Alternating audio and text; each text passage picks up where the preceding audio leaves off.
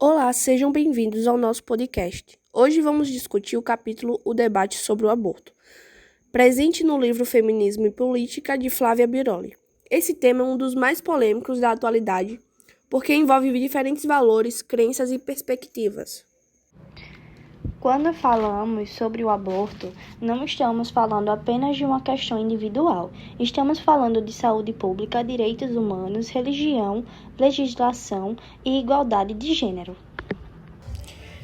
O capítulo mostra que o aborto é um tema profundamente político, pois envolve decisões sobre quem tem autonomia para decidir sobre a reprodução e quais são os limites da intervenção do Estado nessas decisões.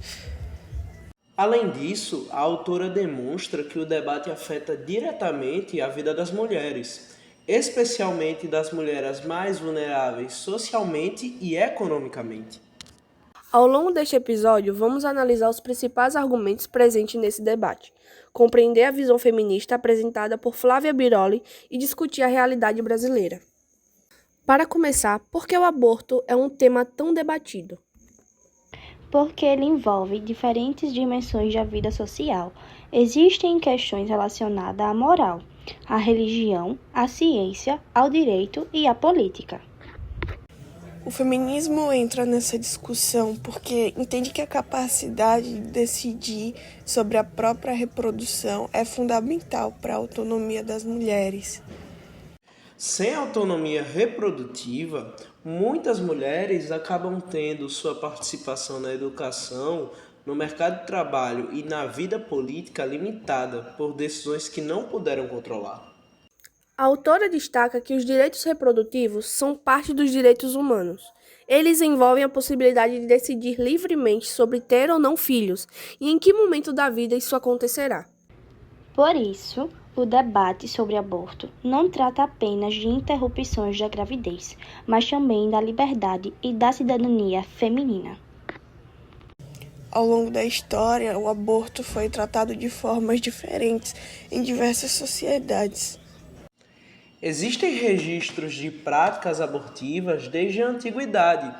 Em alguns contextos, elas eram toleradas, em outros, proibidas. Com o fortalecimento das instituições religiosas, especialmente no Ocidente, o aborto passou a ser cada vez mais condenado moralmente. Posteriormente, os estados também começaram a regulamentar a reprodução, criando leis que criminalizavam a prática. Segundo Biroli, essas leis não surgiram apenas para proteger a vida, mas também refletiam expectativas sociais sobre o papel das mulheres. Durante muito tempo, a maternidade foi vista como o principal destino feminino. Assim, qualquer escolha que contrariasse essa expectativa era alvo de forte reprovação social. O interessante é perceber que as leis sobre o aborto variam muito entre países e épocas, mostrando que essa discussão é influenciada por fatores históricos e culturais.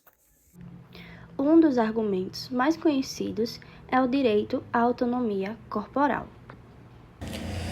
Os defensores dessa posição afirmam que ninguém deveria ser obrigado pelo Estado a manter uma gravidez contra a sua vontade. E outro argumento importante está relacionado à saúde pública. Mesmo em países onde o aborto é proibido, muitas mulheres continuam abortando. A diferença é que frequentemente recorrem a métodos inseguros.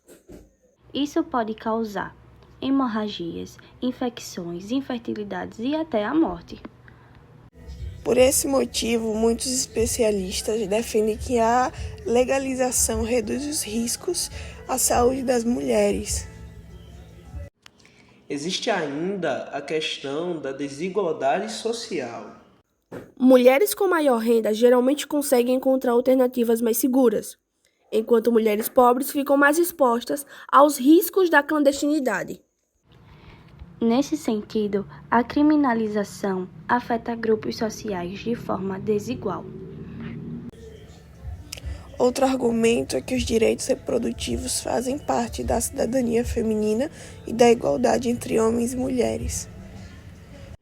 Entre os argumentos contrários, o mais comum é é a defesa da vida desde a concepção.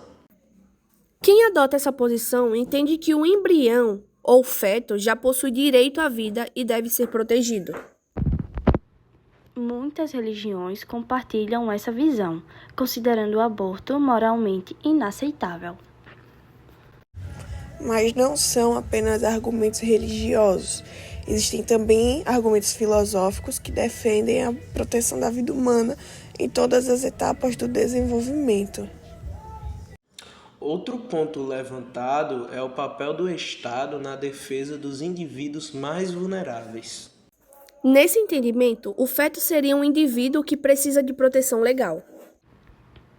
Os críticos da legalização também argumentam que a ampliação do aborto pode gerar novos dilemas éticos relacionados ao valor da vida humana. A autora analisa o aborto principalmente como uma questão de desigualdade de gênero. Ela argumenta que as mulheres, historicamente, tiveram menos controle sobre seus corpos e sua reprodução. Por isso, a criminalização do aborto pode ser entendida como uma forma de controle social sobre a vida das mulheres. Biroli também discute a maternidade compulsória, que é a ideia de que toda mulher deve necessariamente ser mãe. Essa expectativa social influencia leis, políticas públicas e julgamentos morais.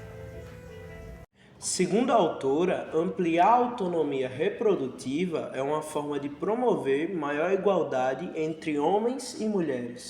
No Brasil, o aborto é permitido apenas em situações específicas previstas pela legislação. São elas gravidez decorrente de estupro, risco de vida para a gestante e casos de anencefalia fetal. Mesmo assim, o tema continua gerando debates intensos na sociedade e no Congresso Nacional. A discussão permanece aberta e envolve diferentes grupos sociais, políticos e religiosos. O capítulo de Flávia Biroli mostra que o debate sobre o aborto é muito mais complexo do que parece. Ele envolve valores, direitos, desigualdades sociais e diferentes concepções sobre a liberdade e vida. Compreender essas diferentes perspectivas é essencial para um debate respeitoso e democrático. Obrigado por nos acompanhar. Até o próximo episódio.